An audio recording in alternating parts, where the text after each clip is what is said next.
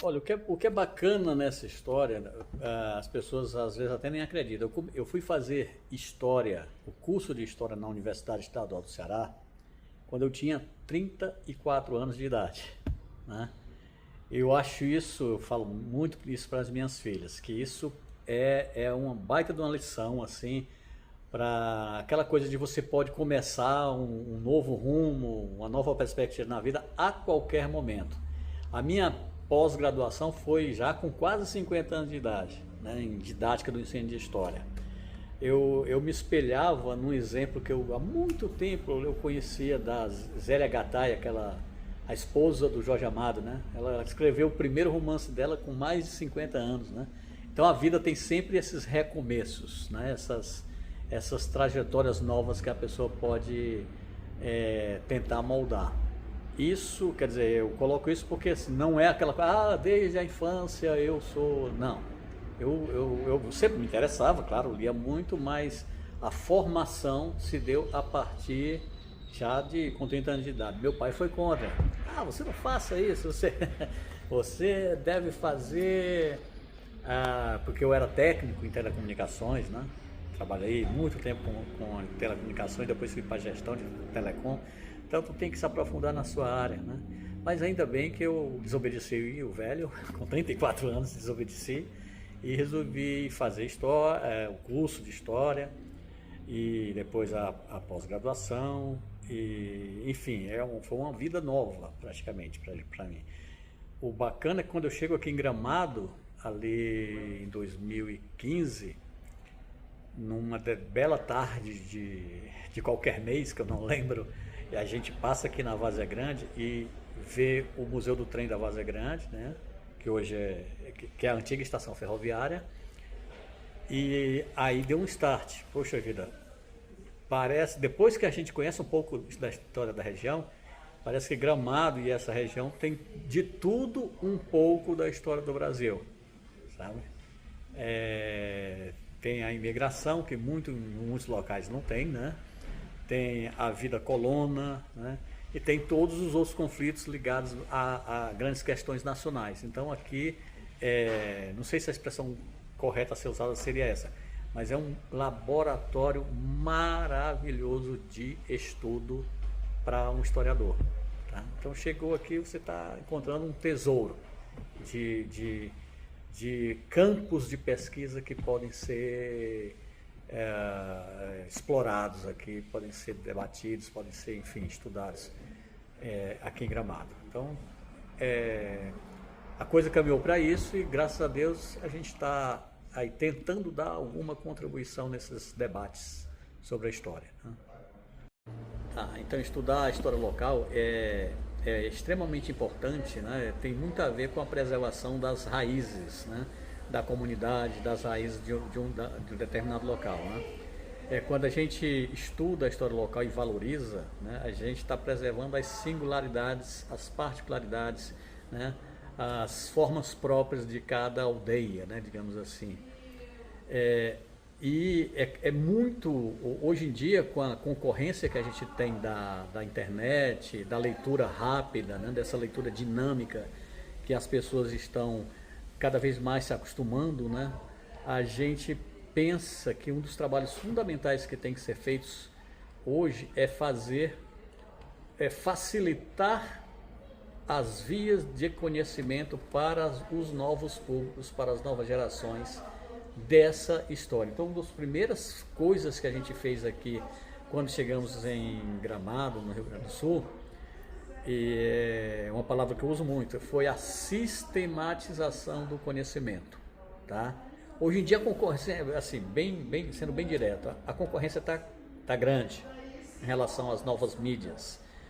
Eu lembro assim que era a coisa mais comum do mundo você ver pessoas com um livro na mão, na praça pública, no aeroporto, enfim, em todos os locais e lendo um livro para passar o tempo. Hoje é uma cena praticamente, né?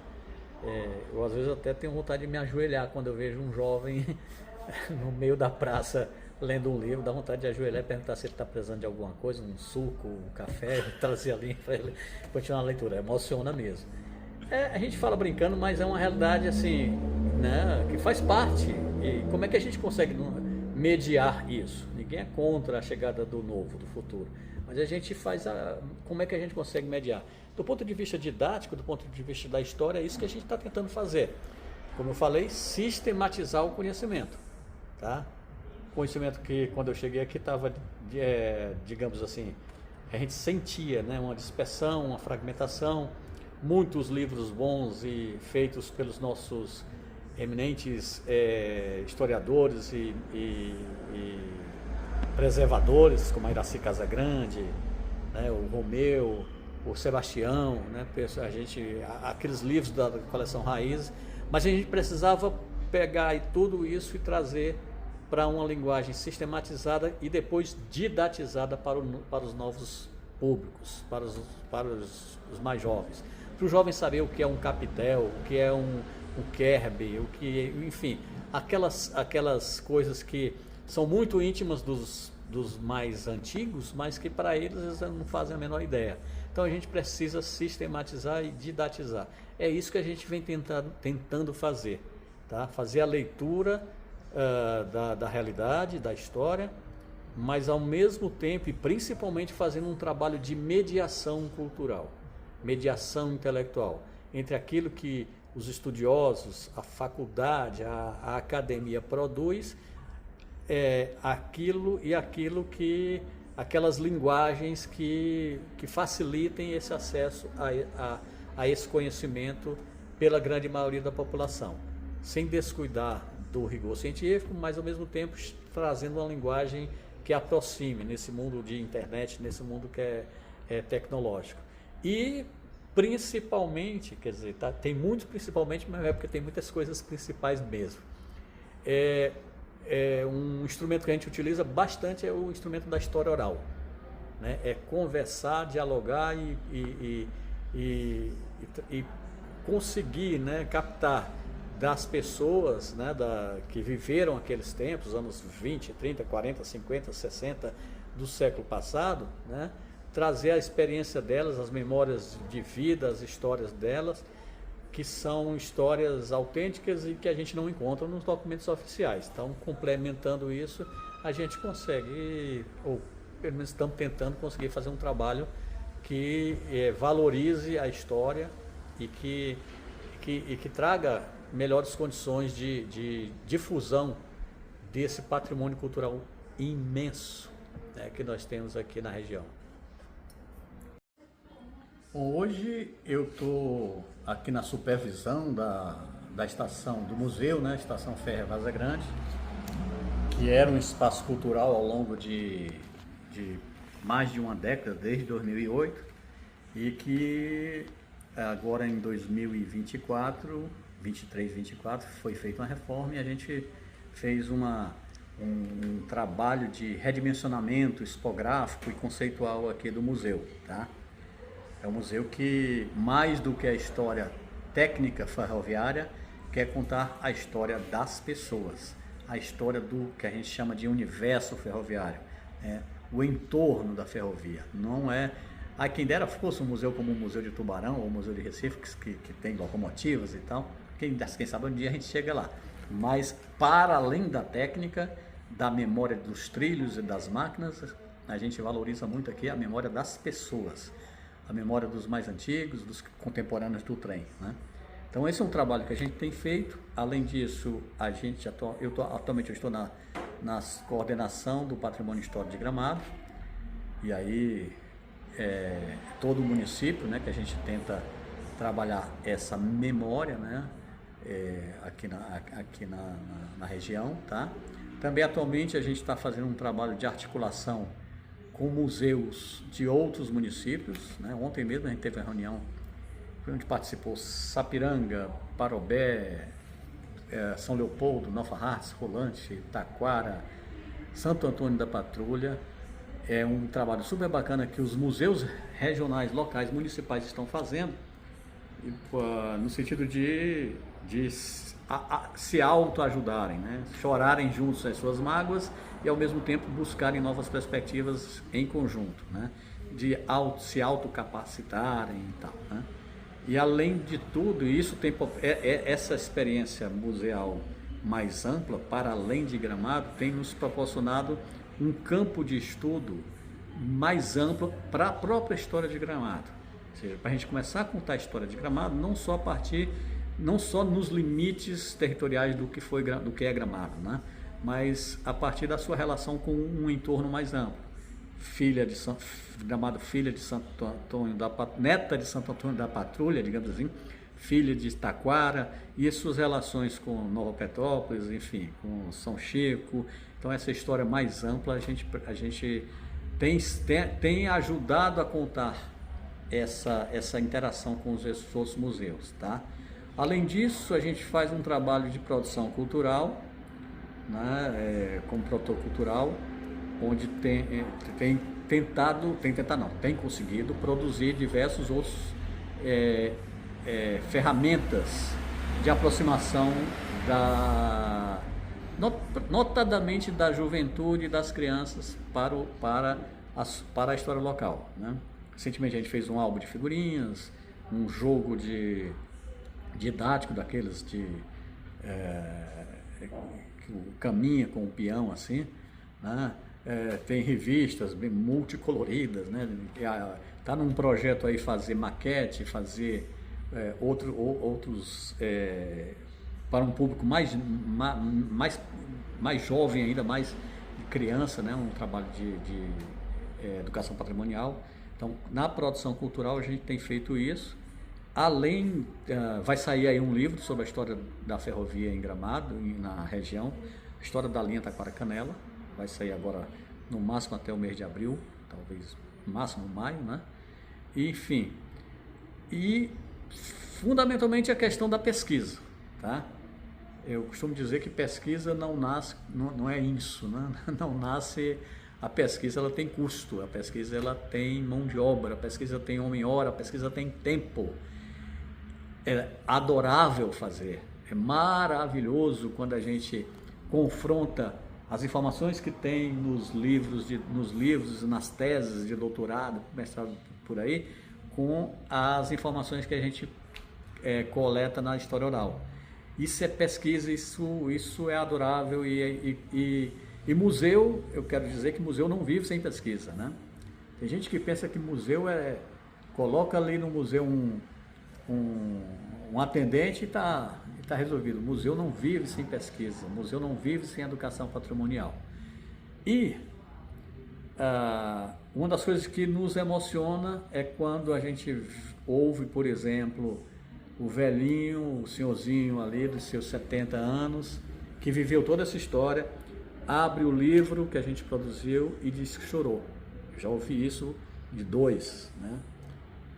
O seu Roça ali no Quilombo Alto, né? E eles abrem o livro e dizem que, poxa, eu vivi tudo isso aqui, tanto é que eu corri, peguei o livro e emprestei para o meu cunhado, que também viveu isso. Então, essa é como se trouxesse a vida deles para a vida atual, né? As lembranças a partir do nosso trabalho didático. Isso emociona. Emociona também conversar. A minha esposa dizia que eu não conseguia ver uma pessoa de cabeça branca que eu parava o carro para perguntar alguma coisa, né? É legal demais, é bacana demais conversar, né, com isso. A gente não fez isso com a família da gente. Eu até estava comentando isso com meus sobrinhos agora, que a gente perde tempo em não conversar com os mais antigos, né? Gravar o que eles têm a contar. E eu estou fazendo isso agora, estou fazendo com esses moços e moças de cabelo branco que a gente tem na cidade. Sim, existe esses projetos que eu tinha falado, né, da tentativa de sistematizar e didatizar. Eu acho que um marco bacana que a gente fez ali em 2020, junto com a Secretaria da Educação de Gramado, foi aquele livro didático. É uma pena que a gente não conseguiu, era um projeto de quatro volumes, né? O primeiro é dos primórdios até 1919 e depois até a emancipação, e da emancipação até os anos 70 e dos anos 70 aos dias atuais. Só conseguimos terminar mas eu acho que ali foi um legado importante, sabe? Foi um início de um trabalho em que a gente conseguiu galvanizar, através do trabalho, a simpatia e a atuação de diversos outros colaboradores, né? A gente não pode, eu conhecia ali historiadores, professores de história daqui de Gramado, né, estudiosos e tal, que em conjunto a gente consegue fazer esse trabalho, né? A gente consegue coletar das pessoas as experiências que ela tem e a gente tenta traduzir da melhor forma possível, né? Tem o meu amigo Alex Miller, né, que é o historiador, o Eduardo Weber, que esse eu posso destacar, que fazem parte, digamos assim, se isso fosse uma empresa, né, de uma equipe, né, de historiadores, que a gente, mas além deles tem alguns outros, né? Agora mesmo a gente lançou uma revista com vários historiadores, pesquisadores, inclusive de outros municípios. Então essa ideia de ampliação, isso é o que tem marcado bastante a nossa trajetória. Um sonho que a gente tem, na verdade, é uma caixinha bem grande de sonhos, né? De vez em quando a gente pensa opa, se não dá agora, vamos pensar por esse aqui. Mas uma das vontades, né, de tantos itens dessa caixinha, eu vou dizer que é um livro analítico, né?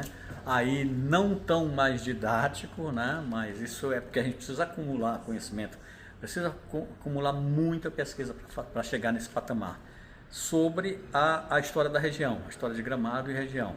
Tá? Aquele livro assim, não é com mais densidade, porque a gente quer escrever para as pessoas entenderem, né? Não é para escrever para a academia, tá? Mas com um pouco mais de densidade teórica, né? Sobre a história de Gramado e da região. Tá?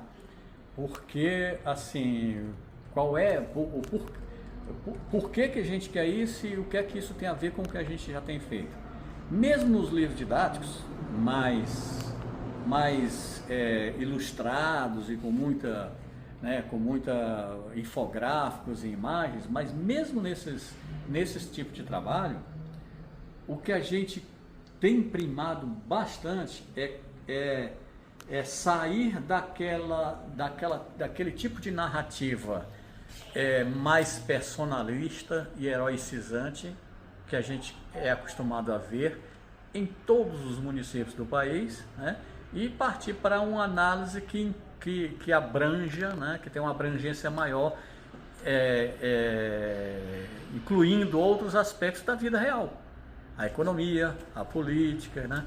Se você for no interior do Ceará, né, ou no interior de qualquer, né, você vai ver obras lá de memorialistas, historiadores que vão falar, né, que narram a história, fundados na história do padre, né, que fundou, do coronel, né, do primeiro comerciante e tal, enfim, daquela elite, né, econômico-política. Então a história é narrada com esse mito de fundação em cima dos grandes nomes, dos nomes institucionalmente ou economicamente estabelecidos, né? Então isso não é uma primazia de Gramado de canto nenhum, é no Brasil inteiro. A gente quer, bacana, não se trata de negar esse tipo, né, de trabalho, né? Respeita-se, até bebe-se dessa fonte, mas a gente quer apresentar para a juventude outras abordagens, né? A questão econômica, política e social que vai além da mera heroicização, mitificação, né? Personificação do processo histórico. Então, queremos fazer isso num livro no futuro, mas já damos pinceladas nisso, mesmo nos livros mais cheio de figurinhas, né? Cheio de infográficos e de caráter mais didático. A gente tenta dar essa amplitude, tá?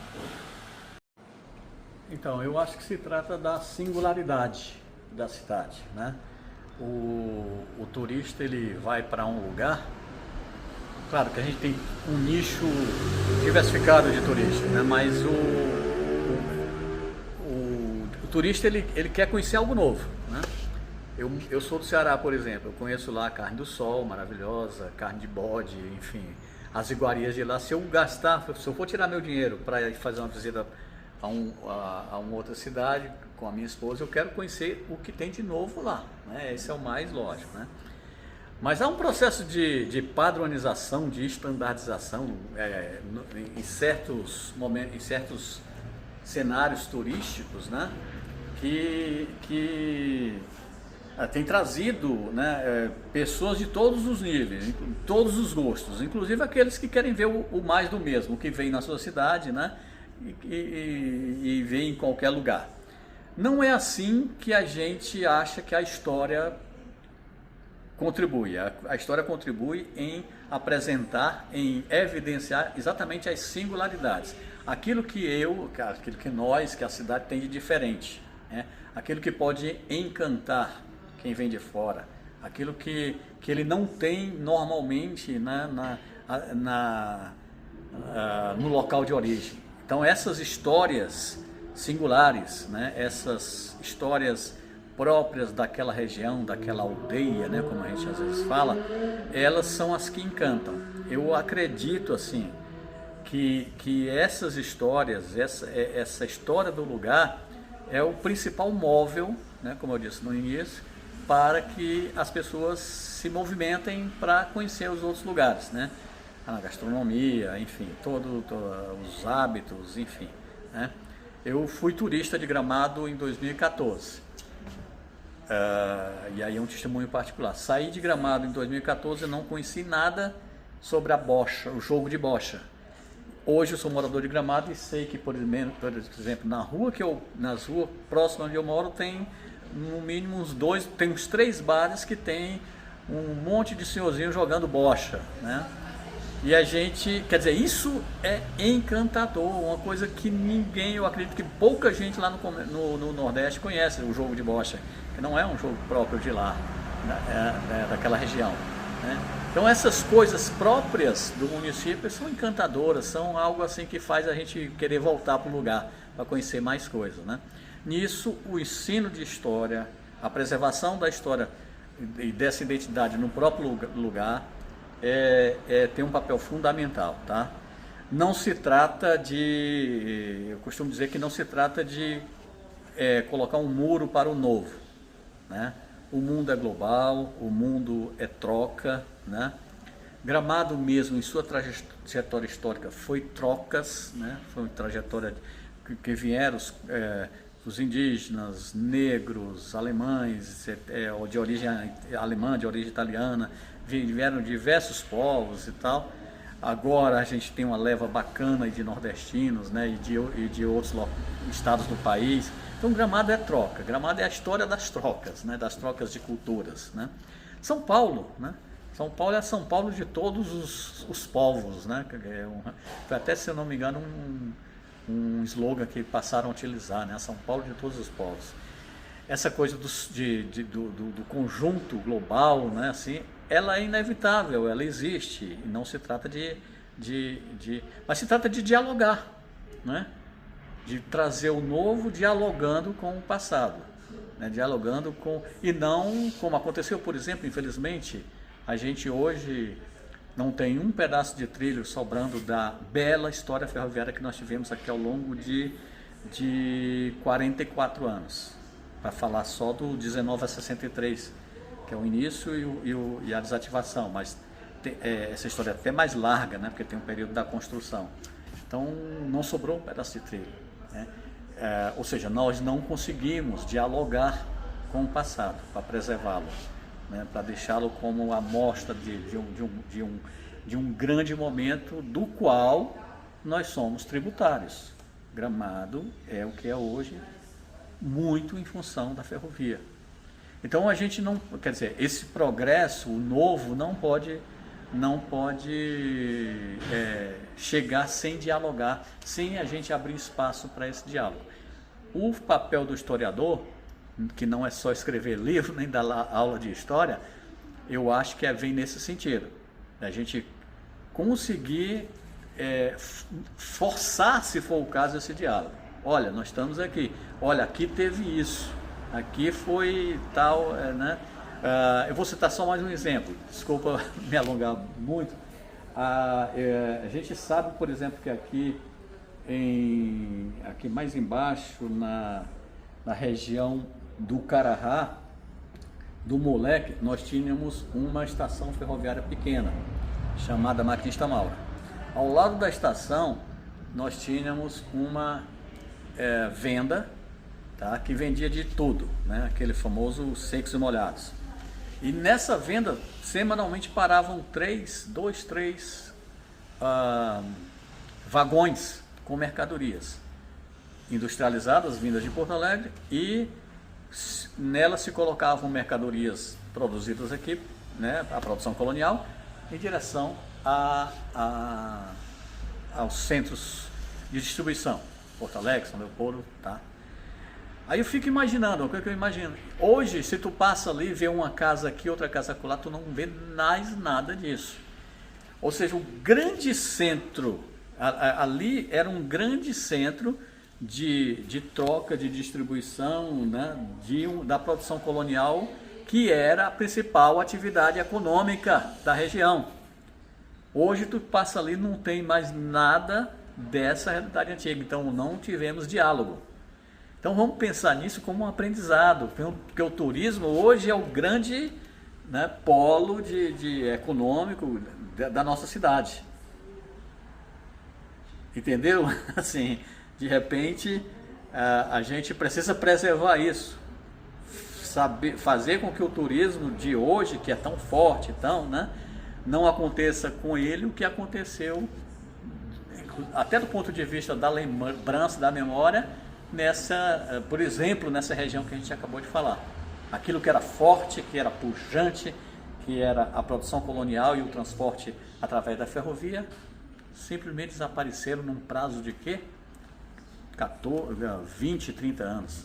Né? Temos que abrir o olho, temos que tomar cuidado, né?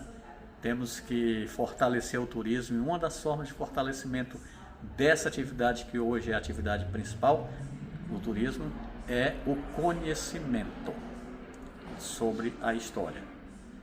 É isso que a gente tem tentado fazer, humildemente, às vezes sem muito reconhecimento, porque não se tem essa dimensão da importância da história, né, para esse tipo de desiderato, né, para esse tipo de objetivo, mas é isso, mas a gente é teimoso.